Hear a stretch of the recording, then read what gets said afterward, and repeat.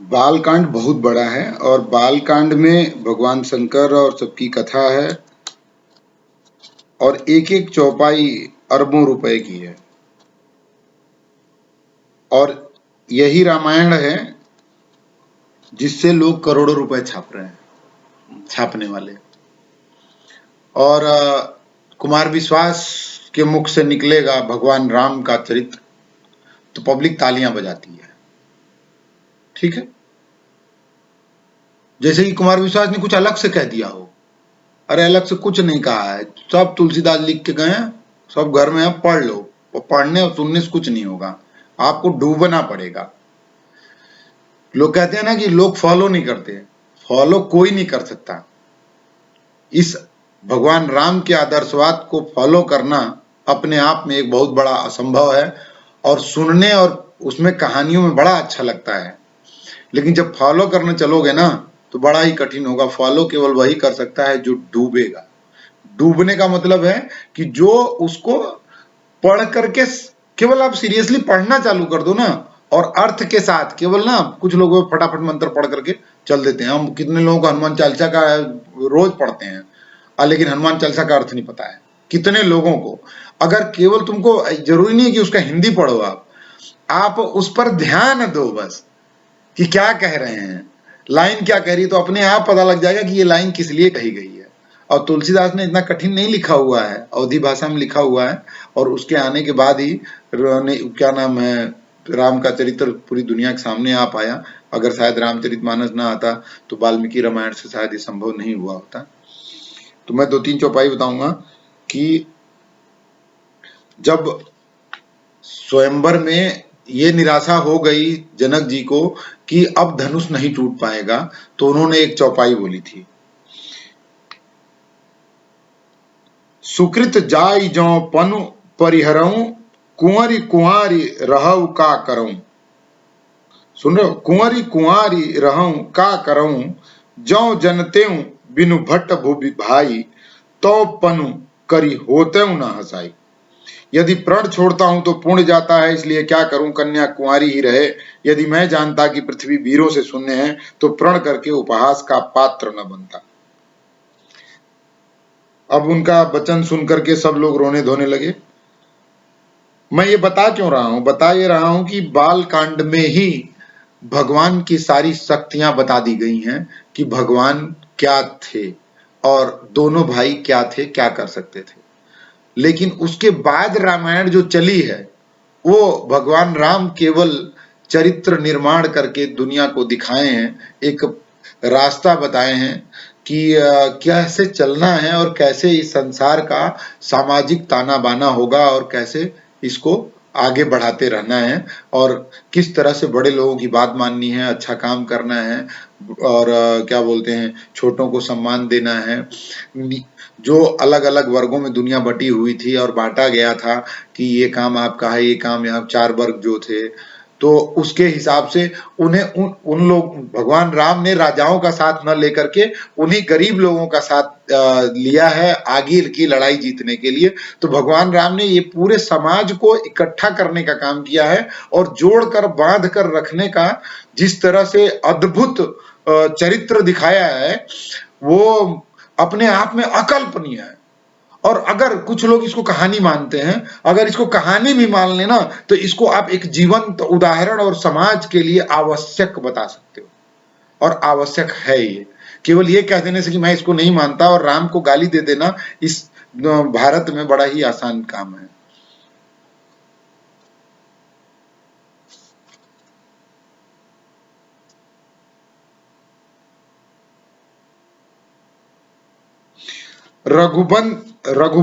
रघुबंशिन महु जौ कोई होई को होई, तेहि समाज अस कहई न कोई, कही जनक जसी अनुचित बानी, विद्यमान रघुकुल मानी, रघुकुल मनि जानी।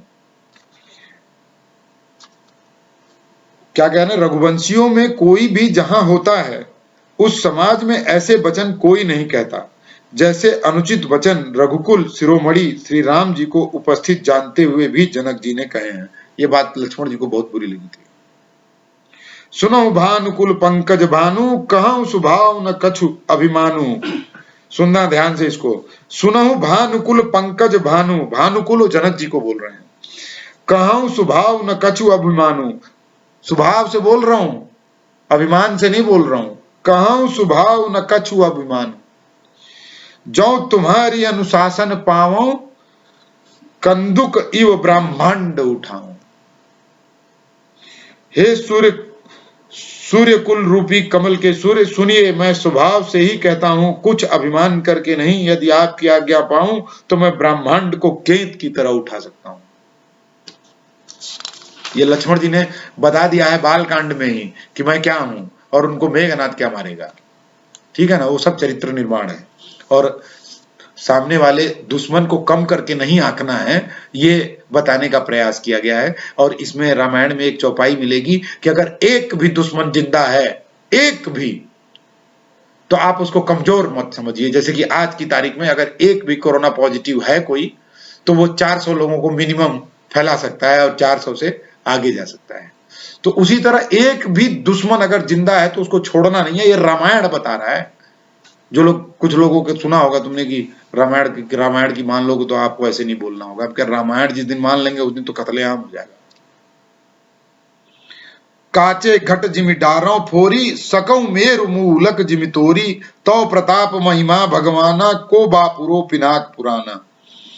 और उसे कच्चे घड़े की तरह फोड़ डालूं, मैं सुमेरु पर्वत को मूली की तरह तोड़ सकता हूं। हे भगवान, आपके प्रताप की महिमा से यह बेचारा पुराना धनुष तो कौन सी चीज है। ये लक्ष्मण जी बोल रहे हैं, ये भगवान राम नहीं बोल रहे, क्योंकि राम बकवास नहीं करते। नाथ जानियस आयस हो, कौतुक करऊं बिलोकियो सोऊ, कमल नाल जिमि चाप चढ़ावो, जो जन सत प्रमाण लय धावो। ऐसा जानकर हे नाथ, आज्ञा हो तो कुछ खेल करूं, उसे भी देखिए। धनुष को कमल की डंडी की तरह चढ़ाकर उसे 100 योजन तक दौड़ा लिए चला जाऊं। ये लक्ष्मण जी बोल रहे हैं। तौरो छत्रक दंड जिमि, तव प्रताप बलनाथ, जो न करो प्रभु पद शपथ, कर न धरो धनु भात। हे नाथ, आपके प्रताप के बल से धनुष को कुकुर मुत्ते बरसाती छत्ते की तरह तोड़ दूं। यदि ऐसा ना करूं तो प्रभु के चरणों की शपथ है, फिर मैं धनुष और तरकस को कभी हाथ भी नहीं लगाऊंगा।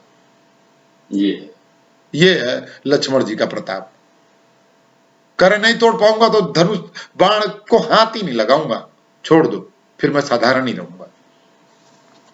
लखन सकोप बचन जे बोले, डगमगान मही दिग्गज डोले।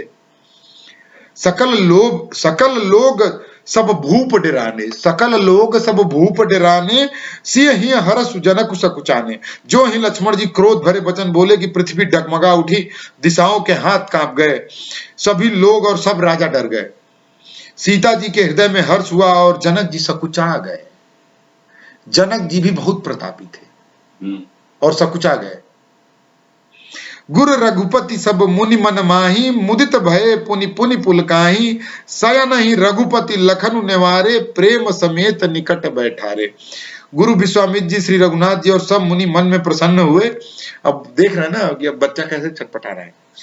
बार बार पुलकित होने लगे। श्री रामचंद्र जी ने इशारों से लक्ष्मण को मना किया और प्रेम सहित अपने पास बिठा लिया। विश्वामित्र समय शुभ जानी, विश्वामित्र समय शुभ जानी, बोले अति स्नेह मय बानी, उठऊ राम भंजऊ भज चापा, मेटऊ तात जनक परितापा। विश्वामित्र जी शुभ समय जानकर अत्यंत प्रेम भरी बाणी बोले, हे राम उठो, शिव जी का धनुष तोड़ो और हे तात जनक का संताप मिटाओ। सुनि गुरु बचन चरण सिरुनावा, हरसु विषादु न कछु उर आवा, ठाड़े भय उठी सहज सुभाएं, ठमन जुबा मृग राज लजाएं। गुरु के वचन सुनकर श्री राम जी के चरणों में सिर नवाया। उनके मन में न हर्ष हुआ न विषाद, ये राम हैं। और वे अपनी एड़ खड़े होने की शान से जवान सिंह को भी लजाते हुए सहज स्वभाव से उठ खड़े हुए। उदित उदयगिरी मंच पर रघुबर बाल पतंग, विकसे संत सरोज सब हर से लोचन भृंग। मंज रूपी उदयाचाल पर श्री रघुनाथ रूपी बाल सूर्य के उदय होते ही सब संत रूपी कमल खिल उठे और नेत्र रूपी भौरे हर्षित हो गए। नृपन्न केरि आसानि सिनासी बचन नखत अवलीन प्रकाशी मानि महिप कुमुद सकुचाने कपटि भूप उलूक लुकाने। राजाओं की आशा रूपी रात्रि नष्ट हो गई, उनके वचन रूपी तारों का समूह चमकना बंद हो गया, अभिमानी राजा रूपी कुमुद संकुचित हो गए और कपटी राजा रूपी उल्लू छिप गए। भय बिशोक कोक मुनि देवा बरिसहि सुमन जनावहि सेवा गुर पद बंदी सहित अनुरागा राम मुनिन सन आय सुमागा। मुनि और देवता रूपी चकवे शोक रहित हो गए, वे फूल बरसाकर अपनी सेवा प्रकट कर रहे हैं। ऊपर से बारिश हो रही है। प्रेम सहित गुरु के चरणों की वंदना करके श्री रामचंद्र जी ने मुनियों से आज्ञा मांगी। सहज ही चले सकल जग स्वामी, सहज ही चले सकल जग स्वामी, मत्त मंजु बर कुंजर गामी, चलत राम सब पुर नर नारी, पुलक पुरी तन भय सुखारी। समस्त जगत के स्वामी श्री राम जी सुंदर मतवाले श्रेष्ठ हाथी किसी चाल से स्वाभाविक ही चले। श्री रामचंद्र जी के चलते ही नगर भर के सब स्त्री पुरुष सुखी हो गए और उनके शरीर रोमांच से भर गए। बंदी पीतर सुर सुकृत संभारे, जौ कछु पुण्य प्रभाव हमारे, तौ शिव धनु मृणाल किनाई, तोरहु राम गणेश गोसाई। उन्होंने पितर और देवताओं की वंदना करके अपने पुण्यों का स्मरण किया कि पाप करने जा रहा हूं। उनको पता था शिव धनु से यदि हमारे पुण्यों का कुछ भी प्रभाव हो तो हे गणेश गोसाई, श्री रामचंद्र जी शिव के धनुष को कमल की डंडी की भांति तोड़ डाले। राम प्रेम समेत लखी सखिन समीप बुलाई, राम प्रेम समेत लखी सखिन समीप बुलाई, सीता मातु स्नेह बस वचन कहीं बिलखाई। अब माता जी आ गई हैं, सीता जी की। श्री रामचंद्र जी को वात्सल्य प्रेम के साथ देखकर और सखियों को समीप बुलाकर सीता जी की माता स्नेह बस बिलाप करती हुई ये वचन बोली। सखी सब कौतुक देख निहारे, जेव कहावत ही तू हमारे, को न बुझाई कहई गुर पाही, ए बालक असी हठ भली नाही। हे सखी, ये जो हमारे हितु कहलाते हैं वे भी सब तमाशा देखने वाले हैं। कोई भी गुरु विश्वामित्र जी को जाकर समझाकर नहीं कहता कि ये राम जी बालक है, इसके लिए ऐसा हठ अच्छा नहीं है। जो धनुष रावण और बाण जैसे जगत द्विजयी वीरों के हिलाए न हिल सका, उसे तोड़ने के लिए मुनि विश्वामित्र जी का राम जी को आज्ञा देना और राम जी का उसे तोड़ने के लिए चल देना रानी को हट जान पड़ा। इसलिए वे कहने लगी कि गुरु विश्वामित्र जी को कोई समझाता नहीं। रावण बाण छुआ नहीं चापा, उसने तो छुआ ही नहीं ना, नहीं। वो तो प्रणाम करके चला गया, देखा भगवान तो वही बैठल हुआ। शंकर जी को देख लिया। रावण बाण छुआ नहीं चापा, हार सकल भूप करी दापा। वहीं पता लग चुका था उसको कि श्री राम आ चुके हैं और जाकर के उसको पूरा नाटक करना था, कारण कि उसको भगवान के हाथ से मरना था। ठीक है ना, सबको मरवाना भी। और वो बीच में एक चौपाई भी आई हुई है कि उसको सब पता है, सबको मरवाया भी, तो सबको मरवाया भी, सबको मतलब रावण बहुत चालाक था, बहुत चालू था, सबको तार दिया था। सो धनु राज कुंवर कर देही, बाल समय मराल की मंदर लेही। भूप सयानप सकल सिरानी, सिख विधि गति कछु जाति न जानी, बोल चतुर सखी मृदुबानी, तेजवंत लघु गनीय न रानी। वो अपना आपस बात कर रही हैं लोग। कब कुंभज कह सिंधु अपारा, सोसेव सुजसु सकल संसारा, रवि मंडल देखत लघु लागा, उदय तासु त्रिभुवन तम भागा। कहाँ घड़े से उत्पन्न होने वाले मुनि अगस्त्य और कहाँ अपार समुद्र, किंतु उन्होंने उसे सोख लिया जिसका सुयश सारे संसार में छाया हुआ है। सूर्य मंडल देखने में छोटा लगता है पर उसके उदय होते ही तीनों लोकों का अंधकार भाग जाता है।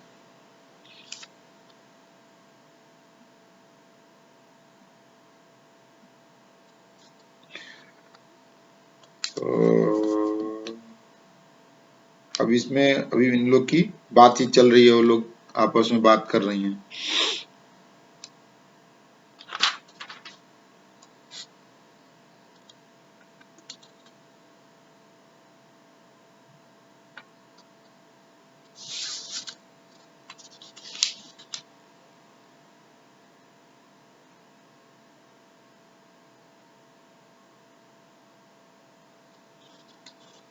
अब जो लोग पढ़े हुए हैं उनको तो पूरा मिल जाता है, हमको तो याद है नहीं, लेकिन हमको पढ़ने में बड़ा मजा आता है जब मैं पढ़ता हूँ ना। अब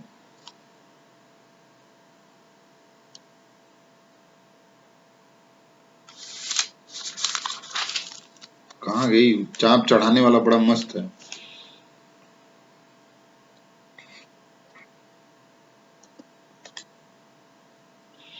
अच्छा, मुझे ये लोग ना प्रार्थना कर रही हैं भगवानों से कि भैया आप उठाने जा रहे हैं तो धनुष को हल्का कर दीजिए, ये कर दीजिए, वो कर दीजिए। पूरा चल रहा है, जैसे घर में शादी वादी होती है ना, तो लोग वो करते हैं ना।